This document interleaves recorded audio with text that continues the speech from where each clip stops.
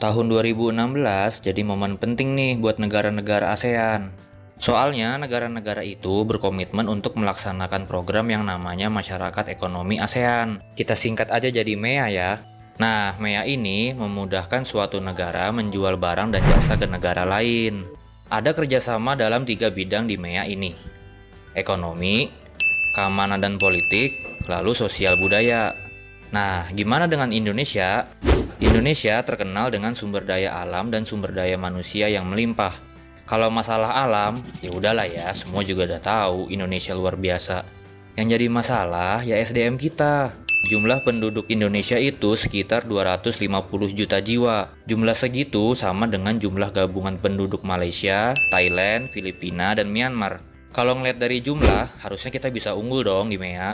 Eits, ntar dulu. Ternyata produktivitas kita masih di bawah Thailand, Malaysia, dan Singapura loh. Jadi, walaupun jumlahnya sedikit, tapi mereka lebih produktif ketimbang kita. Dari segi tingkat daya saing secara global, Indonesia peringkat keempat dari 10 negara ASEAN. Ya iyalah jeblok. Wong 57% angkatan kerja di Indonesia sekarang, pendidikannya cuma sampai sekolah dasar. Kalau gitu, efeknya nanti kayak gimana? Kalau nggak bisa bersaing, nanti nih tenaga kerja kita bisa kalah sama yang datang dari negara-negara tetangga. Jeleknya, tenaga kerja kita bakal jadi pengangguran di negara sendiri. Makanya anak muda Indonesia itu berperan sangat penting di sini. Supaya nggak kalah saing, ini hal-hal yang bisa kita lakukan. Pertama, anak muda harus melatih keterampilan. Soft skill dan hard skill dibutuhin banget di era ini.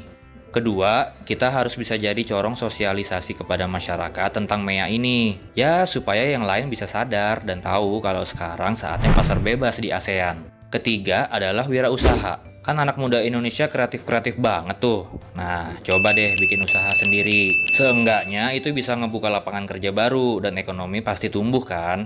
Ya intinya, MEA ini harus dilihat sebagai kesempatan, bukan ancaman. Karena MEA ini mampu mendorong perkembangan negara kita juga. Ujungnya ya tentu aja kesejahteraan Indonesia.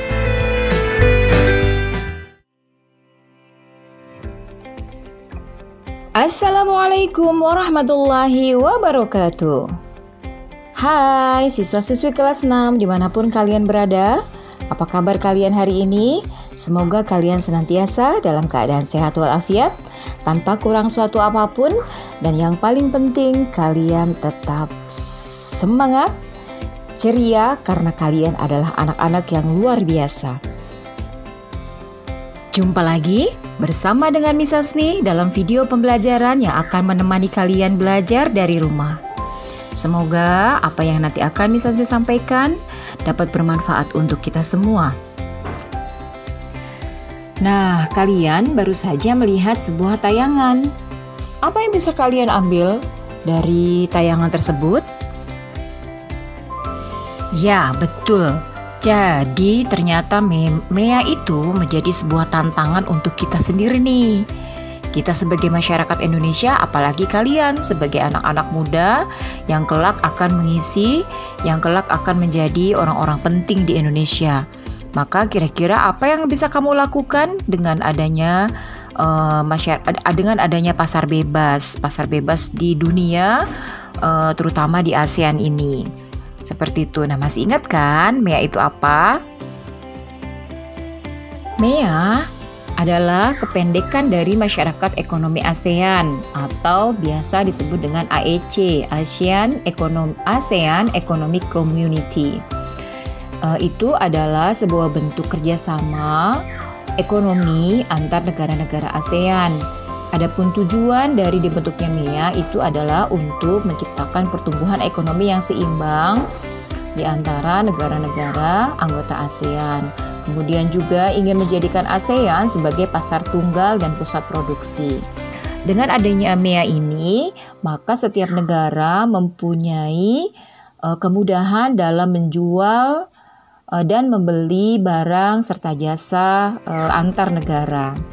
Nah, pada kesempatan kali ini kita akan coba membahas apakah ada dampak dibentuknya MEA ini bagi Indonesia. Apakah MEA bisa dapat menimbulkan dampak positif ataupun dampak negatif? Ayo kita pelajari bersama-sama.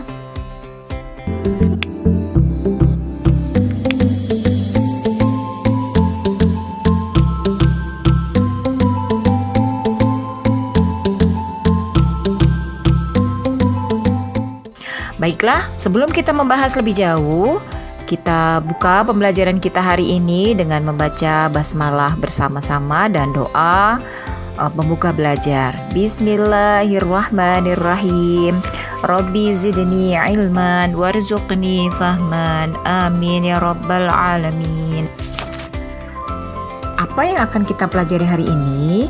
Yang pertama, kita akan mengetahui dampak positif dan dampak negatif dari MEA. Kemudian yang kedua, apa yang akan dilakukan oleh Indonesia dalam menghadapi dampak dari MEA. Nah, anak-anak, ternyata dengan adanya MEA dapat berdampak pada peningkatan ekspor yang akan meningkatkan produk domestik bruto Indonesia. Artinya, nilai pasar semua barang dan jasa yang diproduksi oleh Indonesia pada periode tertentu mengalami kenaikan.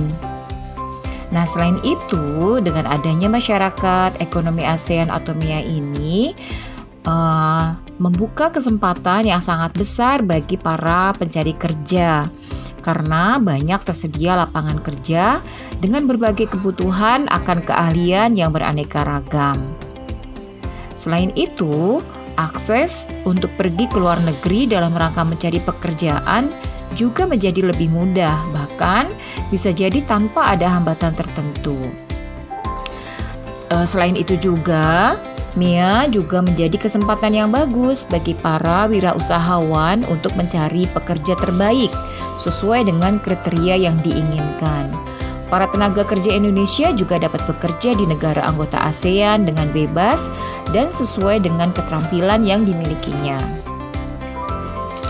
Nah, itulah beberapa dampak positif yang bisa dinikmati oleh Indonesia dengan adanya MEA ini. Akan tetapi ternyata MEA juga memiliki dampak negatif bagi Indonesia. Apa saja kira-kira dampak negatifnya? Yang pertama dari sisi kompetisi. Kompetisi akan muncul atau persaingan akan muncul karena banyaknya barang impor yang masuk ke Indonesia. Sehingga apa yang terjadi? Sehingga ketika itu akan mengancam industri lokal dan terjadi persaingan dengan produk-produk luar negeri yang mungkin lebih berkualitas. Kemudian yang kedua tentang eksploitasi dalam skala besar terhadap ketersediaan sumber daya alam oleh perusahaan asing yang masuk ke Indonesia dapat merusak ekosistem di Indonesia. Contohnya adalah eksploitasi tambang emas di Papua yang ternyata dapat merusak ekosistem di Papua. Nah, kemudian dari sisi ketenaga kerjaan itu pun dapat mengakibatkan tenaga kerja asing dapat dengan mudah masuk dan bekerja di Indonesia sehingga mengakibatkan persaingan tenaga kerja yang semakin ketat. Nah, kemudian apa yang harus dilakukan oleh pemerintah Indonesia dengan adanya dampak yang dihasilkan oleh masyarakat ekonomi ASEAN atau MEA ini? Ada beberapa langkah yang bisa dilakukan Indonesia, seperti sistem ekonomi nasional atau merkantilisme. Pemerintah Indonesia sebaiknya tetap ikut campur tangan dalam arus perdagangan internasional yang diberlakukan dalam masyarakat ekonomi ASEAN dengan memberlakukan syarat terhadap barang maupun jasa yang masuk ke dalam Indonesia untuk melindungi perekonomian Indonesia itu sendiri. Jadi perlu memilah mana barang dan jasa yang memang betul-betul diperlukan oleh Indonesia diperbolehkan untuk masuk. Tetapi untuk barang dan jasa yang sekiranya bisa diproduksi oleh dalam negeri, maka pemerintah harus memperkuat diri untuk memproduksi barang atau jasa itu dan menstop masuknya barang atau jasa tersebut dari luar negeri ke Indonesia. Kemudian yang kedua, untuk menangani dampak arus bebas investasi, Indonesia dapat memberikan syarat bagi perusahaan-perusahaan yang ingin berinvestasi di Indonesia. Selain itu, Indonesia juga perlu melindungi sumber dayanya terlebih dahulu agar tidak dieksploitasi oleh perusahaan asing. Indonesia juga perlu melindungi UMKM,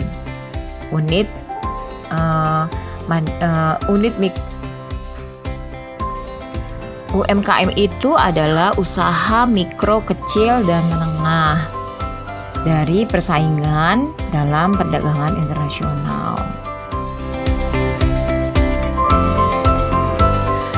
Nah, selain usaha-usaha yang dilakukan oleh pemerintah untuk menangani adanya dampak dari masyarakat ekonomi ASEAN ini, maka kita pun sebagai masyarakat Indonesia, terutama kalian sebagai generasi penerus, bisa melakukan sesuatu loh.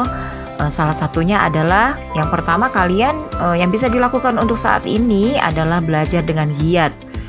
Ya, belajar agar kalian menjadi anak yang cerdas, anak yang kreatif. Sehingga nanti kelak ketika kalian bisa kuliah, ketika kalian sudah dewasa, kalian bisa menumbuhkan ekonomi kreatif. Tidak harus menunggu pembukaan lapangan pekerjaan, tapi kalian bisa membuat lapangan pekerjaan sendiri.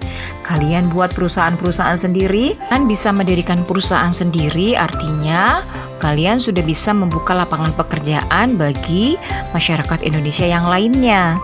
Sehingga tentu saja ini akan meningkatkan kesejahteraan rakyat Indonesia sendiri.